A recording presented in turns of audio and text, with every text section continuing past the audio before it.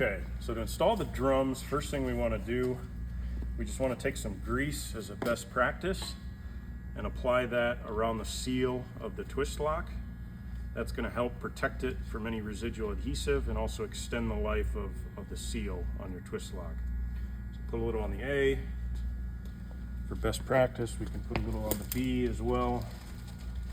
Again, just helps protect and extend the life of the seal.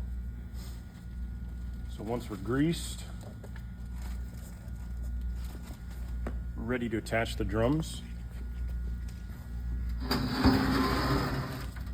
Simply slide the drum up into the cart, take your twist lock, insert it into the plastic fitting, and then simply rotate it a quarter turn. And when you rotate it, you want to make sure, and you'll kind of hear it click down into position, the locking tab on the twist lock. As soon as that clicks down into position, locks it in there, can't come undone. Same thing for the B side.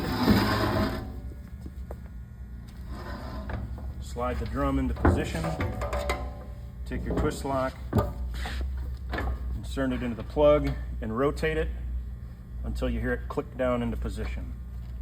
Oops, get that aligned properly. There, heard it click down and we're locked into place.